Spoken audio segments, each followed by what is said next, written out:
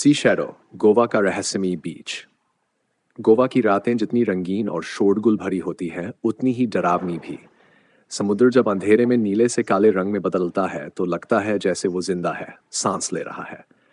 अयान, मुंबई से आया एक ट्रैवल ब्लॉगर, अपने चैनल के लिए नाइट ऑन द बीच नाम का व्लॉग शूट करने आया था। उसके साथ थी उसकी दोस्त निया, कैमरा संभालने में माहिर और थोड़ी निडर। सुना है इस बीच पर कोई नहीं रुकता। अयान हंसा। भूत प्रेत की कहानियां सिर्फ व्यूज बढ़ाने के लिए होती हैं, पर कहते हैं यहाँ रात के 12 बजे पानी से कोई निकलता है, तभी तो शूट करेंगे रे असली रियलिटी। उन्होंने अपना सेटअप लगाया। लहरें धीरे धीरे रेत को छू रही थीं। कैमरा रिकॉर्डिंग में था। हवा नम और ठंडी थी, पर माहौल अजीब तरीके से चुप था, जैसे समुद्र भी कुछ देख रहा हो।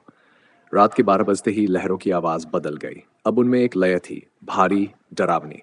अचानक कैमरे की स्क्रीन झिलमिलाई। लो बैटरी, अयान बड़बड़ाया। नहीं, ये तो पूरी चार्ज है, निया ने कहा। स्क्रीन पर कुछ दिखाई दिया। पानी के भीतर से कोई धुंधली परछाई उठ रही थी, इंसान जैसी, लेकिन चेहरा साफ नहीं। अयान ने जूम किया। शायद कोई डाइवर है, निया ने धीरे से कहा, या शायद कुछ और।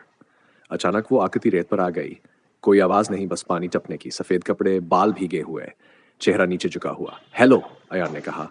आप ठीक हैं? वो चुप रही। सुनिए, लड़की ने धीरे धीरे सिर उठाया। उसका चेहरा आधा सड़ा हुआ था, आंखें धंसी हुई और होंठ फटे।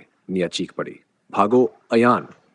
दोनों भागे, पर रेत जैसे पैरों को पकड़ रही थी। कैमरा गिर गया। रिकॉर्डिंग चालू रही। पुलिस को अगली सुबह कैमरा मिला। उसमें आखिरी फुटेज थी। अयान हाफते हुए भाग रहा है और पीछे से वही लड़की धीरे धीरे बढ़ रही है। उसकी परछाई लंबी होती जा रही है, इतनी लंबी कि पूरे फ्रेम को ढक लेती है। फिर वीडियो अचानक ब्लैक हो जाता है। अयान और निया दोनों लापता घोषित कर दिए गए। बाद एक नई team Goa mystery files shoot करने उस बीच पहुंची। टीम लीडर था रवि, जिसने अयान की फुटेज देखी थी। अगर ये ट्रिक है तो हम एक्सपोज करेंगे, उसने कहा। रात को वही सेटअप लगाया गया। ठीक 12 बजे हवा फिर ठंडी हो गई।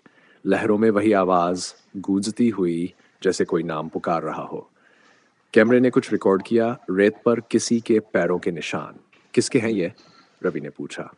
हम चारों यही हैं, स्नेहा बोली। निशान समुद्र की तरफ नहीं, बल्कि किनारे से समुद्र से बाहर की ओर आ रहे थे। लहरों से एक सफेद हाथ निकला, फिर पूरा शरीर, वही लड़की। पर इस बार उसके पीछे दो और परछाइयां थीं। रवि ने घबराकर टॉर्च फेंकी।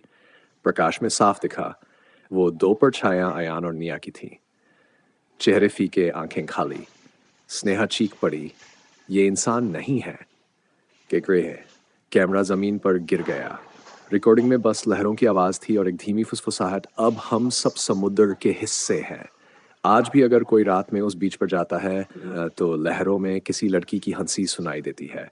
और अगर कोई कैमरा लेकर जाए तो उसके वीडियो में कभी कभी 3 परछाइयां दिखती है, और 2 इंसानों की जो अब वहां नहीं है। सी शैडो कहलाता है, जहां पानी सिर्फ लहरें नहीं लाता, आत्माएं भी लाता है।